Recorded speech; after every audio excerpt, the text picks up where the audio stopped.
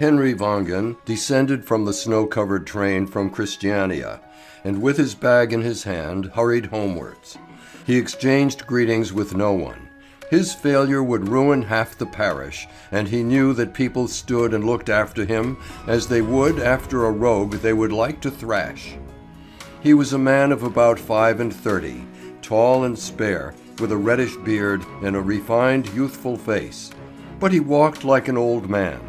His going humbly from one merchant to another in Christiania had been in vain, and he dreaded going home, because his wife must at last be told the truth. Henry Vagan was the son of a magistrate who had misappropriated the public funds.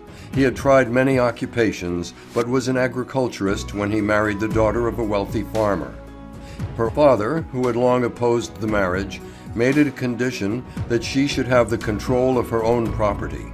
But when Vagan started the Brickfields, he not only obtained his wife's confidence and money, but he was so eloquent and enthusiastic that he also induced her father and brother, and many others, to entrust him with their money. And now, when he came to the end of the bridge, where a number of cottages are dotted over the hill, he met a bent figure in a faded overcoat and fur cap, with a toothless mouth and a pair of gold spectacles upon a prominent red nose. Vagan stopped, opened his bag, and took out a bottle wrapped in paper. It was a commission he had had in town. The man with the spectacles smiled at the bottle as at something very precious and put it under his arm. "I say," he said with a smile, "I've got a little piece of news for you." But Vagan was gone. He was thinking of his wife, who was expecting their fourth child. Could she bear what he had to tell her? The other followed him, however, and took hold of his arm. "Oh, but you must wait and hear the news," he said, and laughed a little spitefully. "Come in a moment and taste the purchase." "No, I can't just now," said Vagan, hurrying on. Vagan had unfortunately more than once allowed himself to be tempted by this inebriate consul from Christiania, whose relations boarded him here in the country. But now he was determined to be thoroughly sober when he got home. The elder man still hung upon his arm, however, and spoke so persuasively that he at length allowed himself to be drawn into his little house. At the window of the low room they entered, which smelt of whiskey and tobacco, sat a lean, tailor-like figure playing patience. This was the third member of the whiskey-drinking trio, an old lawyer, crippled with rheumatism and long since past work. He went by the name of the late future Prime Minister. "Sit down," said the consul, but Vagan remained standing with his bag in his hand. "Shall we have a game at cards?" said the man at the window, smiling in his white beard. "Hold your tongue," said the consul, busying himself with the rinsing of 2 glasses.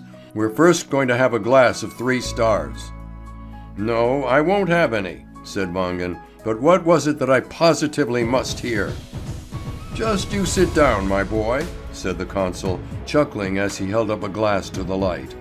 "Upon my word, the world is worse than I thought." This meant a good deal, for the consul was not accustomed to judge people leniently. "What is it?" said Vagan. "Has anything happened to my wife?" The consul placed the glasses on the table and fixed his little venomous eyes upon Vagan, while his red nose wrinkled in a smile. "Oh well, so many things happen," he said. "Now, for instance, what is your opinion of the great man at Norby?" "Norby? I really don't know. I've got enough to do to look after myself. But I must go." "Wait," said the consul. "Norby must have a spite against you, for, to tell the truth, he means to get you sent to prison because you have forged his signature." The Prime Minister looked up and tried to see by Vagan's face whether he should laugh or not. There was a short pause, during which the consul enjoyed the situation and continued to gaze at Vagan through his spectacles. Vagan broke into a laugh and involuntarily stretched out his hand for the filled glass. "Your health," he said. "That's not a bad story." "You don't believe it, perhaps?"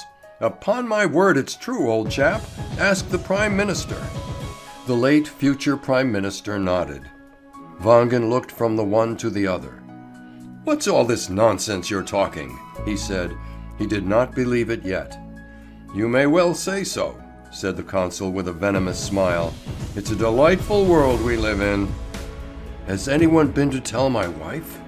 Vagan's voice trembled, and he turned pale. He reached out his hand for his bag. "Yes, she's had a visitor," said the consul with his most venomous glance. "The bailiff?" "Yes." Because I've committed forgery?" "Exactly." The consul was enjoying the situation to such an extent that he forgot to empty his glass. Vagan had emptied his, and now held it out for more. "Your health," he said. "If this is true, then by Jove it'll be Norby and not me to go to prison." And with that he buttoned up his coat and hurried to the door.